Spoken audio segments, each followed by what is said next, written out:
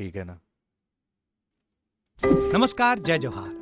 क्या आप भी गवर्नमेंट एग्जाम्स की तैयारी करना चाहते हैं? क्या आप भी मेमोरी टेक्निक्स और ट्रिक्स के जरिए बहुत ही कम समय में स्मार्ट अभी स्टडी तो करना होगा। चाहते हैं? क्या आप चाहते हैं कि सीजी व्यापम टॉपर आपको पढ़ाए?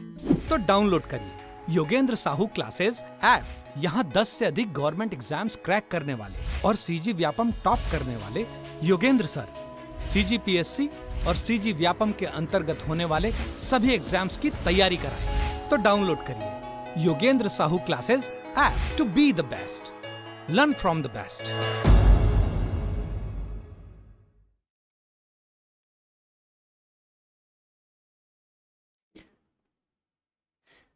चलिए, गुड मॉर्निंग सभी को। ठीक है, सीडीपी की क्लास लगभग हो चुकी है, तो उसी के अभी हम एमसीक्यूज देख रहे हैं। ये विगत परीक्षाओं में आए हुए प्रश्न हैं। इसी टाइप के प्रश्न आपको मिलेंगे, ज़्यादा कुछ चेंज तो मिलेगा नहीं। ठीक है, प्रश्न एज इट इज हो ना हो, लेकिन फीलिंग वही रहेगी। तो आज देखते हैं शिक्षा और मनोविज्ञान से संबंध में। इसमें इस चैप्टर में वो प्रश्नों का भी संकलन है जो शिक्षा की परिभाषा हमारे पुराने जो शिक्षाविद है या दार्शनिक लोग दिए हैं, कभी कभी ये भी पूछ देता है। ठीक है, तो देखते हैं किसने क्या कहा है। पहला प्रश्न है, शिक्षा मनुष्य में पहले से विराजमान पूर्णता का आविर्भाव है, किसके द्वारा कहा गया? देखिए भाई, ये तो किताबी शिक्षा अभी आई है ना, किताबी शिक्षा अभी आई है। पहले क्या होता था, जब गुरुकुल पद्धति चलती थी या शिक्षा इतनी मॉडर्नाइज नहीं हुई थी, तो पहले शिक्षा का एक ही उद्देश्य होता था, व्यक्तित्व का विकास करना। ठीक है, शिक्षा का एक ही उद्देश्य होता था, क्या? व्यक्तित्व का विकास करना। उसी के संबंध में जो परिभाषा थी वो सबके लिए अपन अभी बात करेंगे। ठीक ठीक है, शिक्षा मनुष्य में पहले से विराजमान पूर्णता का क्या है? आविर्भाव है। इस कथन का यह मतलब है कि शिक्षा आपके अंदर कुछ नया नहीं करेगी, जो आपके अंदर है उसी को क्या करेगी? बाहर निकालेगी। ठीक है, तो शिक्षा मनुष्य में पहले से अंदर पूर्णता का आविर्भाव है, इसका ऑप्शन होगा सी, स्वामी विवेकानंद। देखिए, जो बड़े बड़े दार्शनिक है ना, उनके ज्यादा पूछे जाएंगे। तो शिक्षा मनुष्य में पहले से विराजमान पूर्णता का विभाव है, किसने कहा था? स्वामी विवेकानंद। दूसरा क्वेश्चन देख लेते हैं, शिक्षा मनुष्य की अंतर्निहित पूर्णता की अभिव्यक्ति है। इसमें बोल रहा है शिक्षा मनुष्य में वही बात, क्या पहले से आपके अंदर क्वालिटी है, उसको बाहर निकालना है, और वही क्या है? शिक्षा है। ठीक है, तो इसका भी ऑप्शन आएगा क्या? स्वामी विवेकानंद। जहां पे बोलेगा कि शिक्षा मनुष्य के अंदर जो अंदर की क्वालिटी है उसको बाहर निकालना है, मतलब मनुष्य के अंदर क्वालिटी है, उसको बाहर निकालना है, नए क्वालिटी की बात नहीं हो रही है। तो ये होगा आपका सी, स्वामी विवेकानंद। ठीक है, आगे देखते हैं। विवेकानंद के अनुसार शिक्षा एक प्रक्रिया है। ठीक है, बताइए, बालक के समाजीकरण की विवेकानंद जी ने बोला है क्या कि बालक का समाजीकरण करना है शिक्षा में? नहीं बोला है। दूसरा, सभी शक्तियों में के सामंजस्यपूर्ण विकास की वो बोले हैं क्या कि शक्तियों का विकास करना है? बालक के में सर्वोत्तम को बाहर लाने की बोले हैं क्या? बालक में विद्यमान पूर्णता की अभिव्यक्ति की, जो उसके अंदर है उसी को क्या करना है? बाहर निकालना है, कुछ नया नहीं बनाना है। सेम वही चीज, क्या बच्चे के अंदर ऑलरेडी ज्ञान है और बच्चा अपने ज्ञान का निर्माण खुद कर लेता है। पढ़े हैं ना भाई ये? ठीक है, उसके बाद ये बहुत अच्छा क्वेश्चन है, शिक्षा के व्यक्तिगत एवं सामाजिक उद्देश्यों के समन्वय पर किसने अधिक बहुत बल दिया है? व्यक्तिगत एवं सामाजिक उद्देश्यों के, बताइए। अभी पढ़े स्वामी विवेकानंद जी क्या बोलते हैं? अंदर से बाहर निकालना। महात्मा गांधी क्या बोलते हैं? महात्मा गांधी आपके वस्तुकला वाली शिक्षा की बात करते हैं। डीवी क्या बोलते हैं? डीवी रचनावादी प्रयोगात्मक शिक्षा की बात करते हैं। जीन जैक्सन रूसो ये निषेधात्मक शिक्षा, निषेधात्मक शिक्षा क्या होता है? ऐसी शिक्षा जो स्कूल के बाहर हो। इन्होंने क्या बोला? पूरे स्कूलों को बंद कर दो, किताबों को आग लगा दो। ऐसा बोला नहीं, मैं बता रहा हूं समझने के लिए। ये बोलते हैं बच्चे को किसमें छोड़ दो? प्रकृति और वातावरण में। वो वहीं सीखेगा। ये स्कूली शिक्षा और औपचारिक शिक्षा के कड़े विरोधी थे। ये बोले बच्चों को तुम क्या लकीर का फकीर बना रहे हो, ठीक है, बच्चों को क्या करो, प्रकृति में छोड़ दो, और वो प्रकृति के साथ क्या करेगा, अंतर क्रिया करके सीखेगा। तो व्यक्तिगत एवं सामाजिक उद्देश्यों के लिए बोलेगा तो आपका रूसो आएगा। ठीक है, किसने कहा था शिक्षा वह प्रक्रिया है जो बाहर की आंतरिक शक्तियों का वो बाहतम बनाती है, बताइए, है ना। अंदर की पूर्णता का आविर्भाव स्वामी विवेकानंद। ये बोल रहा है किसने कहा था, शिक्षा वह प्रक्रिया जो बालक की आंतरिक शक्तियों को बाहतम बनाती है, मतलब जो उसकी अंदर की शक्ति है वो अब बाहर भी दिखने लगेगी। किसने कहा था जी, ये सब थोड़ा सा याद आपको करना पड़ेगा, बताइए। जल्दी करिए, इसका ऑप्शन होगा क्या, फोब्रेल, सी। फोब्रेल ने क्या, कौन सी विधि का, खेल विधि का पहला क्या बनाया था जर्मनी में, प्ले स्कूल बनाया था, किंडरगार्टन बनाया था। हाँ, तो वो खेल खेल के द्वारा बच्चों के जो अंदर के टैलेंट है उसको क्या कर रहा था, बाहर निकाल रहा था। ठीक है, एक और नाम है क्या, मारिया मांटेसनरी। उसने किस पे, मंद बुद्धि बच्चों पे काम किया। उसने भी खेल के करके सीखने पे बल दिया, पर किसके लिए किया, मंद बुद्धि बच्चों के लिए। ठीक है, और इन्होंने किसके लिए किया, इन्होंने समान बच्चों के लिए किया। पहले क्या बनाया, किंडरगार्टन, जिसको बोलते हैं ना, किंडरगार्टन का शॉर्ट फॉर्म ही केजी होता है, जो आज चल रहा है प्ले स्कूल। ठीक है, फोब्रेल हो गया। उसके बाद अगला देखते हैं, शिक्षा का आधारभूत उद्देश्य क्या होना चाहिए भाई, शिक्षा का आधारभूत उद्देश्य क्या होना चाहिए। हाँ, चलिए, इस टाइप के क्वेश्चन आपको ना, आपके जो पूरे पाठ्यक्रम को आप पढ़े हो ना, उसकी सूझबूझ से बनाना है। ठीक है भैया, शिक्षा का उद्देश्य ज्ञान प्रदान करना होता तो करके सीखने की विधि का कोई मतलब था क्या। करके सीखने में क्या होता है, बच्चे के अंदर ऑलरेडी ज्ञान है और वो करके सीख लेगा, है ना। दूसरा, व्यक्तित्व का विकास करना, चलो ऑप्शन तो ये है, परीक्षा उत्तीर्ण कर उपाधि प्राप्त करना। अगर आप मान लो आपके जो लादेन थे वो वर्ल्ड क्लास केमिकल साइंटिस्ट थे, है ना, लेकिन वो भी तो शिक्षित था, क्या समाज के लिए अच्छा था। लादेन, ओसामा बिन लादेन का नाम सुने हो। हाँ, क्या किया था वो, वर्ल्ड ट्रेड सेंटर में हवाई जहाज टकरवा दिया था अमेरिका में, नहीं पता। अरे भैया, जो आतंकवादी होते हैं उन लोग क्या शिक्षित नहीं होते हैं तो अगर शिक्षा का उद्देश्य परीक्षा उत्तीर्ण करके उपाधि प्राप्त करना होता तो डिग्री तो उनके पास भी है, पर क्या वो सही है, क्या नहीं है। उसके बाद किसी व्यवसाय हेतु तैयार करना, व्यवसाय तो आदमी ऐसे भी कर लेगा जी, है वो पंचर टाकने वाला, कपड़ा सिलने वाला कितना ही पढ़ा लिखा है, उसके लिए कौशल देना जरूरी है। तो भैया शिक्षा, एक अनपढ़ और एक पढ़े लिखे आदमी में मेजर डिफरेंस क्या होता है पता है, कि भाई वो अपने आप को कंट्रोल करना जानता है, कौन, पढ़ा लिखा आदमी। विपरीत परिस्थिति में भी वो क्या करना जानता है, अपने आप को संयमित रखना जानता है। ठीक है, तो भैया व्यक्तित्व का विकास करना, क्योंकि एक अच्छा व्यक्तित्व रहेगा ना तो वो समाज के लिए क्या रहेगा, हितकर रहेगा। अगर कितना भी पढ़ा लिखा रहे, कुछ भी रहे, अगर वो सामाजिक नहीं है तो कोई अच्छा आदमी है क्या, कोई मतलब नहीं है। तो शिक्षा का आधारभूत उद्देश्य क्या होना चाहिए, व्यक्तित्व का विकास करना। ठीक है, सर्वप्रथम मनोविज्ञान को किस विषय का अध्ययन करने वाले विषय के रूप में प्रभाषित किया गया था, बताइए भाई। आत्मा का अध्ययन, ठीक। किसका अध्ययन, आत्मा का अध्ययन। इसका ऑप्शन होगा बी। और ये कौन, अरस्तु और उनके लेवल के जो दार्शनिक थे ना, उन्होंने बोला क्या, मनोविज्ञान मतलब आत्मा का विज्ञान, मन विज्ञान। अब इसको अभी आज के लोग मन मन ज्यादा करते हैं, इसलिए इसको मन कह दिया गया, है ना। मेरा मन ये नहीं कर रहा है, मेरा मन वो नहीं कर रहा है, मेरा मन कर रहा है कि मैं ये कर दूं। तो भैया जो आपका मन करता है ना, जो आपका मन करता है वही आप करते हो और वही सही और गलत बन जाता है। तो भैया वो सही तो सही है, गलत को रोकने के लिए क्या करना पड़ेगा, आपके मन से ही तो कुछ करना पड़ेगा ना। इसीलिए इसका नाम क्या रख दिया गया, मनोविज्ञान।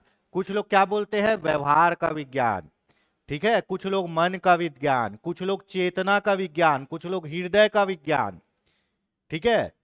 जो आपको अंदर से पिन मारता है ना, उसी का विज्ञान क्या है, मनोविज्ञान। अब वो पिन चाहे दिल मारे, चेतना मारे, मन मारे, कोई भी मारे, वही है मनोविज्ञान, ठीक है।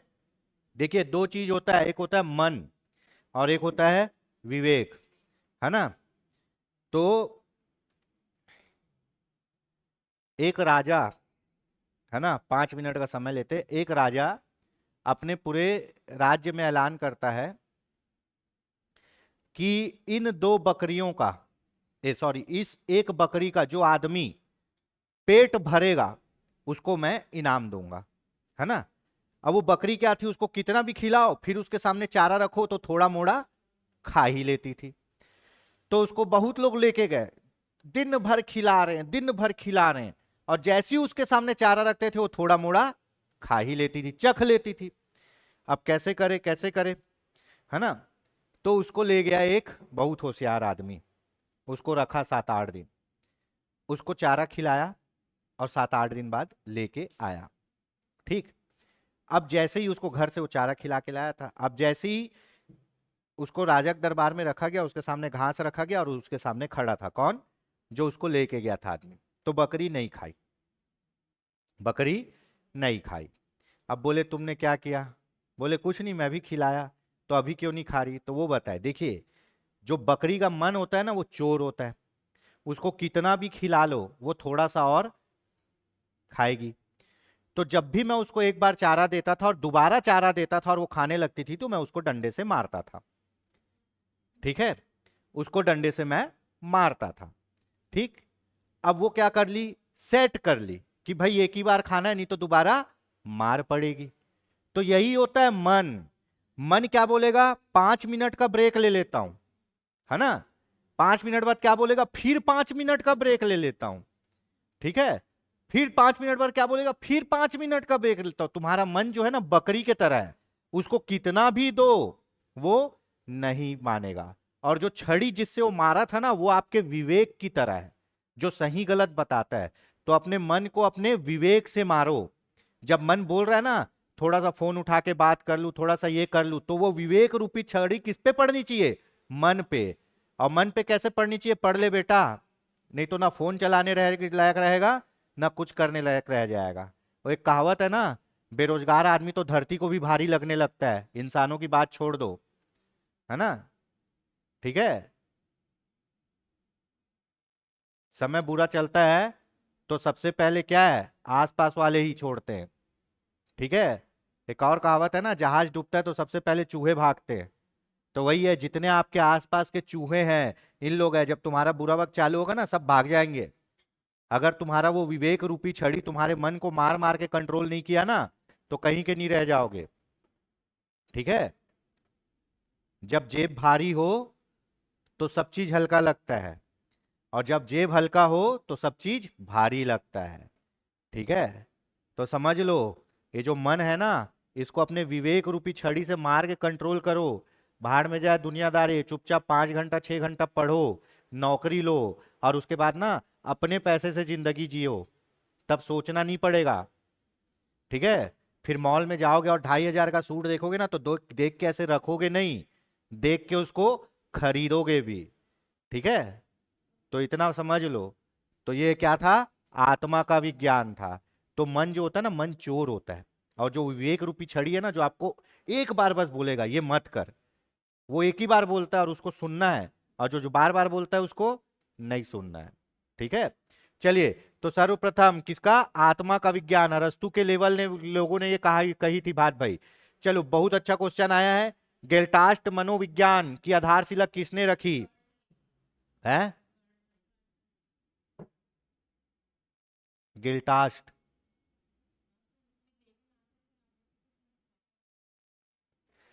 इसमें वर्दीमर क्यों नहीं है, हाँ, वैक्स मर्दीबन आता है, कोफका आता है और कोल्हर आता है, ठीक, लेविन भी आता है।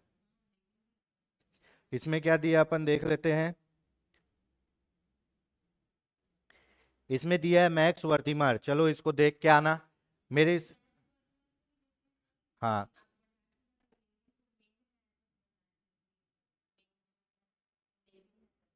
अपन किस में पढ़ाए थे? पढ़े थे, चलो इसको देख लेंगे अब। हाँ, मैक्स वर्दिमर को लेते हैं अभी, है ना। अपन तीन गेल्टास्ट, गेल्टास्ट का मतलब क्या होता है जी? गेल्टास्टवादी बोल रहा हूँ, गेल्टास्ट जर्मनी का शब्द, सुल्तान नाम का बंदर, है ना। जी हाँ, वन मानुस। गेल्टास्ट मतलब होता है संपूर्णता, किसी भी चीज को क्या करना, पूर्ण रूप से देखना। एग्जाम्पल दिया था ना कि भाई आप एक कपड़ा खरीदने जाते हो तो क्या क्या चीज देखते हो? क्वालिटी देखते हो, रेट देखते हो, फिटिंग देखते हो, कलर देखते हो। तो वही तो गेल्टास्टवादी है। बंदर केला तोड़ने के लिए क्या किया? स्टूल का उपयोग किया, लकड़ी का उपयोग किया, हाथ का उपयोग किया, फिर मारा, फिर केला तोड़ा। तो किसी भी समस्या समाधान के लिए क्या होनी चाहिए? संपूर्णता होनी चाहिए। यही तो पढ़े थे क्या गेल्टास्टवादी में? ठीक है, तो इसका ऑप्शन होगा बी, वैक मैक्स वर्दिमर। इसमें और किसका? कोफका और किसका? कोल्हर।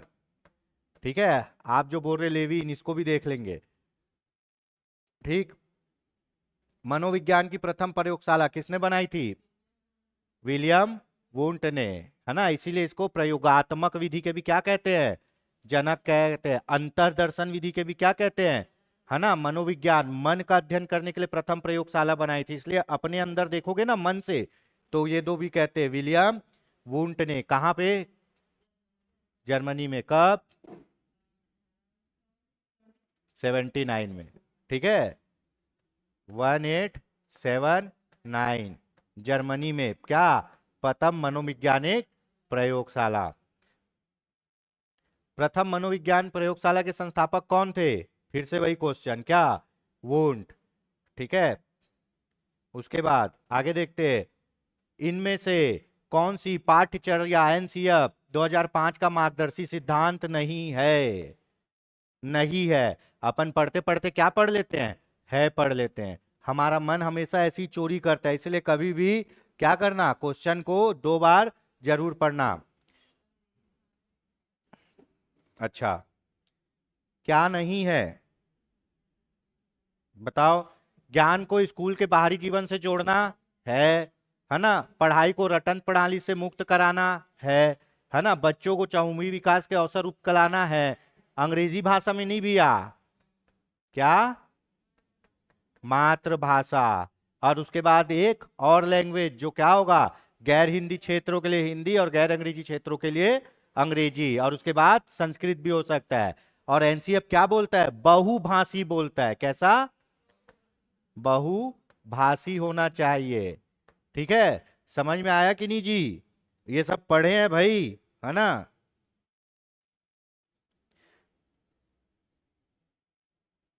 चलिए, अब बहुत अच्छा क्वेश्चन आया है। क्वेश्चन का थोड़ा लेवल भी आज ठीक लग रहा है। मैक्स डूगल के अनुसार, है ना, मैक्स डूगल के अनुसार मूल प्रवृत्ति जिज्ञासा का संबंध किससे है भाई? जिज्ञासा किससे है? 14 मूल प्रवृत्ति पढ़ाए थे। 14 टाइप का बिहेव करते हो आप अपने मन के अनुसार, पढ़ाए थे ये। आप नहीं आए थे उस समय, तो ये पूछा जाता है मैक्स डूगल के अनुसार कितनी मूल प्रवृत्ति है जी? 14 मूल प्रवृत्ति। जैसे रस और उसका स्थायी भाव होता है ना, वैसी टाइप का है। आपको जो मूल प्रवृत्ति होगी आप उसी को सेटिस्फाई करने के लिए क्या करोगे? व्यवहार करोगे, है ना।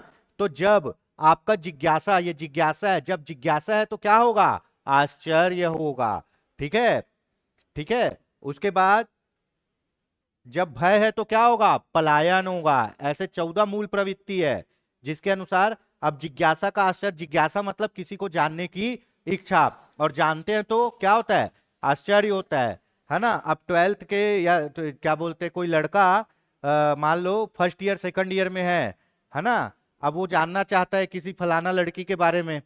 अब उसको पता चलता है कि अरे भाई उसकी शादी होगी, तो क्या बोलता है? अभी सच में शादी हो गई? इतनी जल्दी शादी हो गई? आश्चर्य था, जिज्ञासा था, और जाना तो क्या हुआ? आश्चर्य हुआ। ऐसी ही चीज, अरे यार वो आईफोन चलाता है, वही कमाता धमाता नहीं, आईफोन चलाता है। मतलब समझ रहे हो? एक जिज्ञासा, जिज्ञासा क्या करता है? आश्चर्य। जब जान लोगे तो क्या होगा? आश्चर्य। 14 मूल प्रवृत्ति है भाई, ये पूछा जाता है मैक्स डूगल के अनुसार, है ना। अधिगम का व्यवहारिक सिद्धांत निम्न है। हैं? अधिगम का व्यवहारिक सिद्धांत।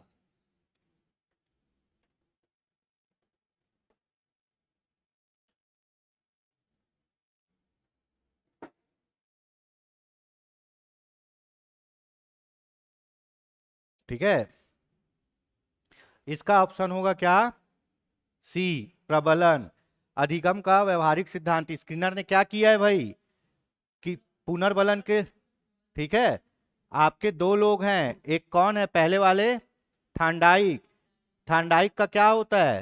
हाँ, एस और आर थ्योरी होता है, stimulus and response.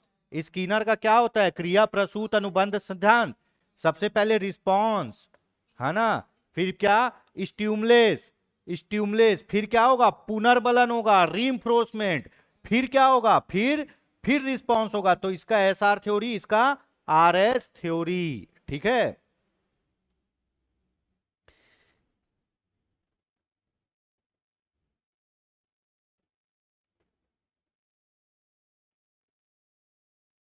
Sorry C नहीं होगा, डी होगा।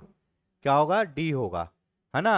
संबंध प्रतिक्रिया का सिद्धांत, स्किनर का क्रिया प्रसूत अधिगम का सिद्धांत, और उसके बाद क्या आपका? रीइंफोर्समेंट का सिद्धांत। ठीक है, चलिए आगे देखते हैं।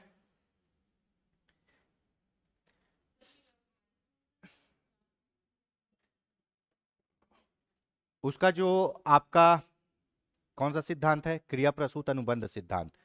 उसके अनुसार ये तीनों चीज होती है या नहीं होती है। ठीक है, अब देखते हैं सीखने के नियम। सबसे सरल कौन है? सीखने के थांडाइक। सीखने के नियम के प्रतिपादक कौन है जी? थांडाइक है।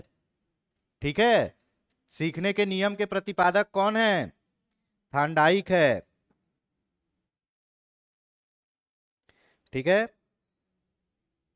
अपन पढ़े ना, सीखने के तीन मुख्य नियम होते हैं, तत्परता, प्रयोग और प्रभाव। पढ़े हैं भाई ये सब। सीखने के नियम के प्रतिपादक थांडाइक। कौन सी थ्योरी दिए थे? Trial and error theory. किस पे प्रयोग किए थे? बिल्ली पे। ठीक है, चूहे और कबूतर पे कौन प्रयोग किया? स्किनर किया, है ना। अपने बच्चे पे कौन प्रयोग किया? वॉटसन किया। और कोल्हर किस पे किया? वन मानुस पे किया, चिंपैंजी पे किया। ठीक है, आगे देखते हैं।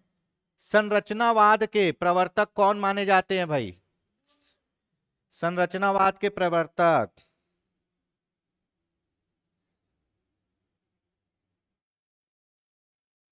संरचनावाद के प्रवर्तक माने जाते हैं वुंट।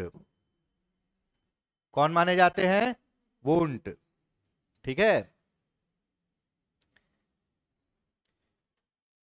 कोमल शिल्प उपागम किससे संबंधित है? कोमल शिल्प उपागम, जाहिर सी बात है ये तो। अरे भाई, आप क्या पढ़ रहे हो? सीडीपी पढ़ रहे हो। सीडीपी पे किसका अध्ययन किया जाता है? हैं? आपका रेडियो होगा नहीं, दूरदर्शन होगा नहीं, कंप्यूटर होगा नहीं, किसका? मनोवैज्ञानिक सिद्धांत के अनुप्रयोग से। बच्चे भाई कोमल मन है, उनका प्रयोग करोगे कि नहीं? आप वही बोल रहा हूं, आपको ये तो पता होना चाहिए कि आप क्या पढ़ रहे हो। ठीक है, चलिए आगे देखते हैं। प्रारंभिक शिक्षा की पृष्ठभूमि, है ना। बहुत अच्छा क्वेश्चन आया है। निम्नलिखित में से किस आयोग और समिति ने भारत की स्वतंत्रता के बाद शिक्षा के सभी स्तरों पर ध्यान दिया? बताइए भाई, किसने, किस समिति ने? पहली शिक्षा समिति। क्या? कोठारी आयोग। पढ़े थे पहली एनईपी? पहला कोठारी आयोग पढ़े तो थे भाई।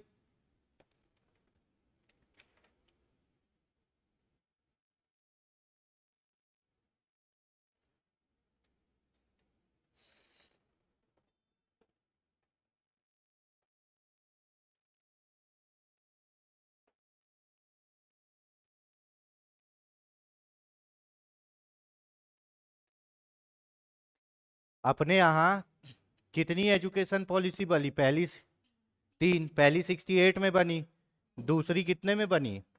86 में, तीसरी किस में? 2020 में। तो पहला आपका कोठारी आयोग था, ठीक है। अभी वाला किसकी अध्यक्षता में बना है? के कस्तूरी रंजन, इसरो के प्रमुख, ठीक है। तो भैया पहला हमारा जो शिक्षा आयोग था कौन सा था? कोठारी आयोग। कब बना था? 68 में, है ना, 68 में।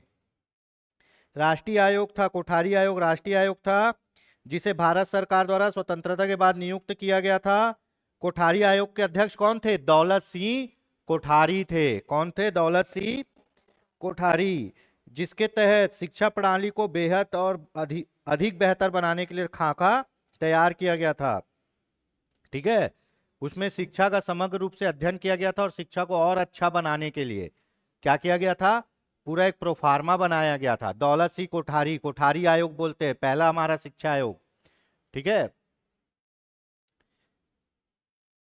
निम्नलिखित में से किस शिक्षा आयोग की रिपोर्ट में उप शीर्षक राष्ट्रीय विकास के लिए शिक्षा किया गया था? बताइए भाई, किस शिक्षा आयोग में राष्ट्रीय विकास के लिए शिक्षा का नारा दिया गया था? किसके लिए? कोठारी आयोग। कोठारी आयोग ने ही कहा था राष्ट्रीय विकास के लिए शिक्षा। उस समय शिक्षा ऐसी चीज है जिससे क्या हो? हमारे देश का विकास हो सके। निम्नलिखित में से किस आयोग समिति ने भारत की स्वतंत्रता के बाद शिक्षा के सभी स्तरों पर प्रयास किया? कौन होगा जी? कोठारी आयोग। शिक्षा पे सबसे पहला आयोग कौन सा था? कोठारी आयोग ही था। ये तीनों क्वेश्चन अलग अलग टाइप से आएंगे, इसीलिए रखा गया है कोठारी आयोग। देखिए पहला क्वेश्चन क्या है कि स्वतंत्रता के बाद शिक्षा के सभी स्तरों में पहला आयोग जो बना 68 में, कोठारी आयोग ही था। उसका जो शिक्षा का जो प्रोफार्मा तैयार किया उसमें क्या नारा दिया था? राष्ट्रीय विकास के लिए शिक्षा, ठीक है। और पहला स्वतंत्रता के बाद शिक्षा के सभी स्तरों पर कब ध्यान दिया गया? कोठारी आयोग 68, है ना। अब देखिए एक और उसी टाइप का क्वेश्चन, भारत में 10+2 की शैक्षिक संरचना की स्थापना का सुझाव दिया था किसने? कोठारी आयोग ने भाई। भैया आपकी NEP क्या बोलती है? 5+3+3+ क्या?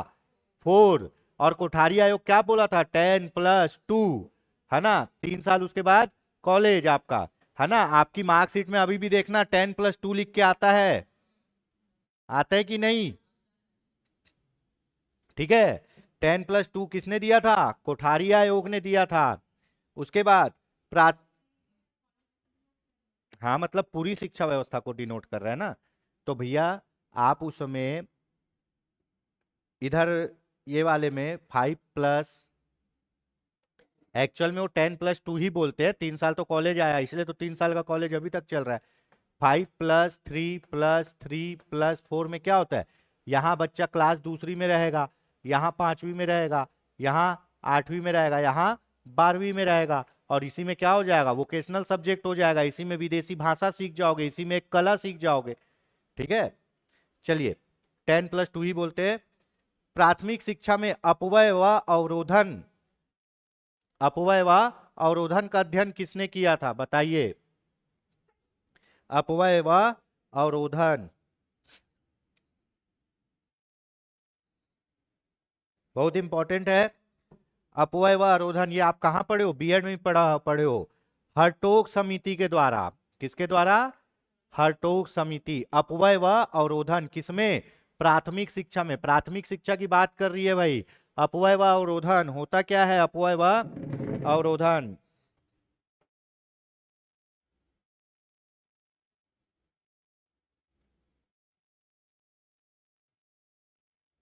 बताइए।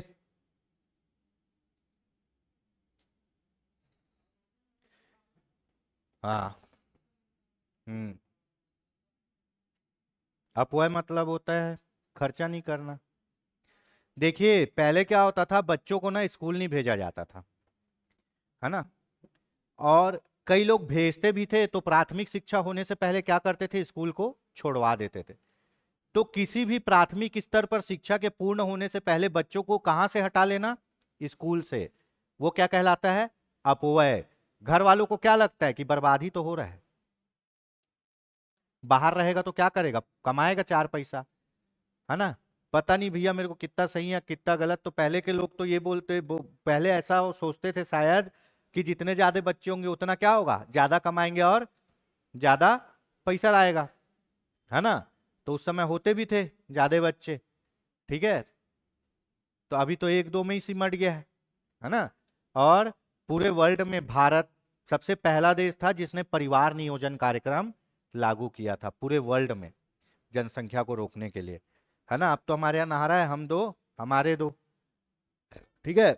तो हटोग समिति ने, अपव्यय मतलब होता है क्या, प्राथमिक शिक्षा पूर्ण होने से पहले कहां से, स्कूल से हटा लेना। शिक्षा पूर्ण होने से पहले कहां से हटा लेना, स्कूल से हटा लेना।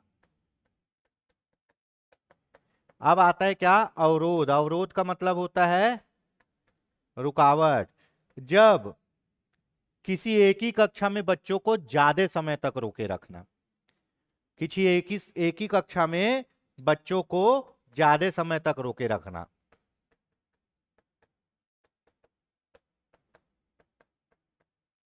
बच्चों को रोकना, दोनों ही कंडीशन में आप देखो शिक्षा व्यवस्था क्या हो रही है, प्रभावित हो रही है।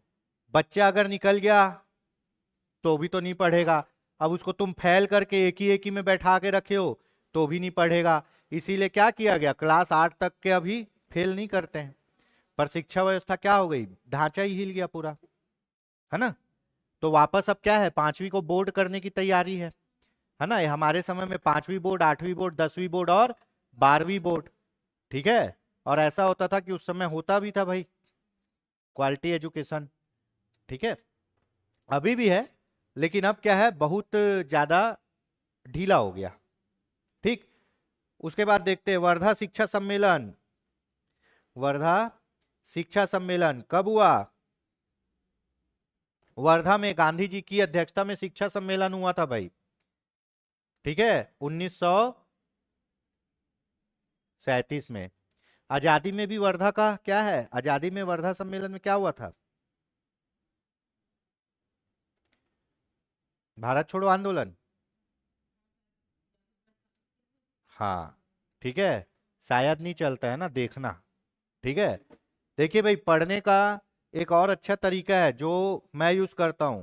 आपको अगर कोई वर्ड मिलता है जिसको आप पढ़े हुए हो तो उसको जरूर रिकॉल किया करो कि ये वर्ड मेरे को याद आ रहा है, कहां से है ना। 42 में ग्वालियर टैंक में हुआ था, हैं, ठीक है, हाँ। तो ठीक है, वर्धा शिक्षा सम्मेलन कब हुआ था, शिक्षा के संबंध में 1937 में, ठीक है।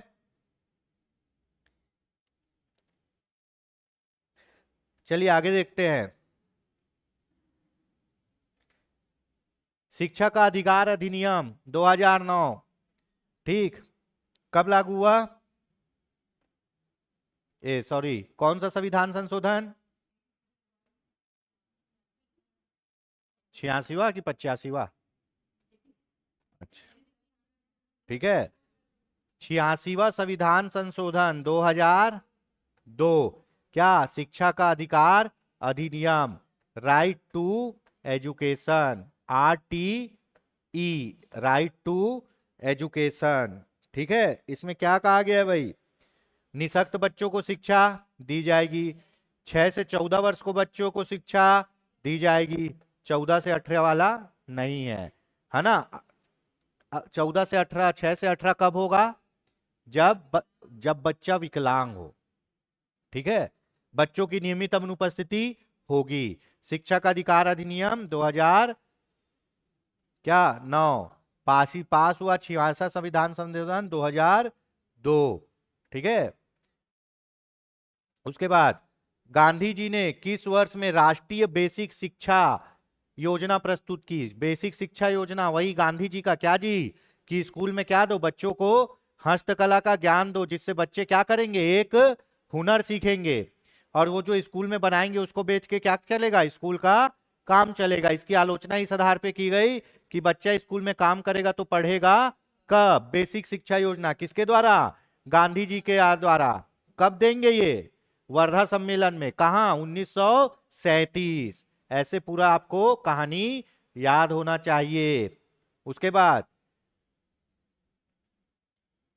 बालिकाओं की शिक्षा के संबंध में गठित प्रथम समिति निम्नलिखित में से कौन सी थी? बताइए भाई। बालिकाओं की शिक्षा के संबंध में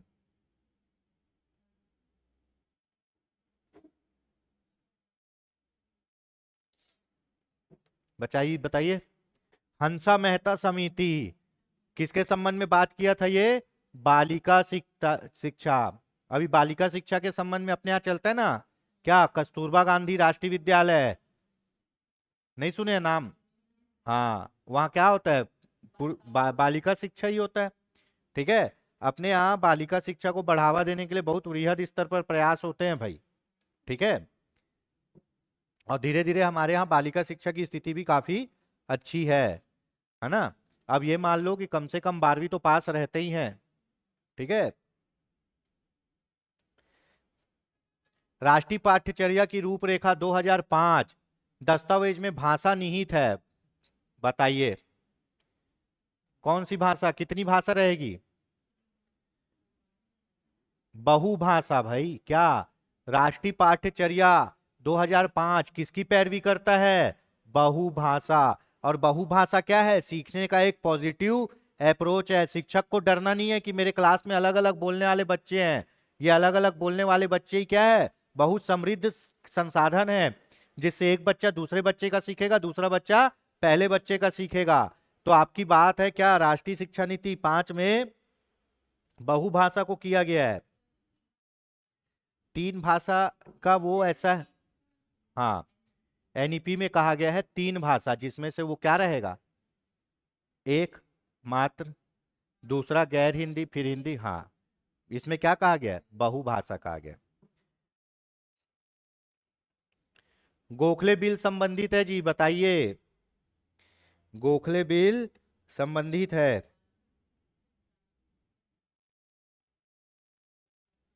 प्राथमिक शिक्षा से। कौन? गोपाल कृष्ण गोखले। आपके जितने भी रेवोल्यूशन आए हैं ना, अधिकतर किस में आए हैं? प्राथमिक शिक्षा में। प्राथमिक शिक्षा जब आपका बेस सही रहेगा तभी तो आप ऊपर सही सॉट रहोगे। अगर प्राथमिक शिक्षा ही नहीं है भैया, घर बनाना चालू करोगे ना, है ना, आपके न्यू में ही 2-3 लाख रुपए लग जाता है सिर्फ वो जमीन से ऊपर आने तक। तो न्यू मजबूत रहेगा तभी तो घर मजबूत रहेगा। है? बचपन में हिंदी में पढ़े हो ना क्या? नींव का पत्थर पाठ नहीं पढ़े हैं?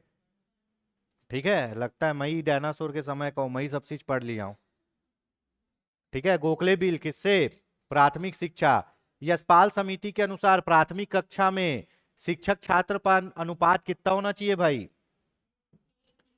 है 1:30 का? 1:30 का कि 1:40 का?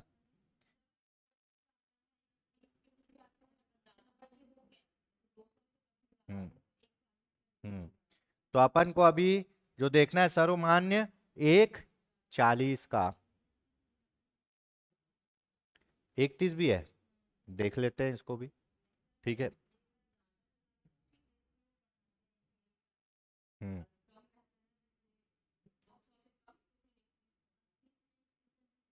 हम्म चलिए, आज के लिए इतना ही, बाकी देखते हैं कल।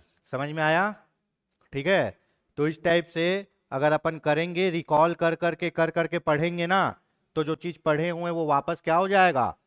याद आएगा। ठीक है, ठीक।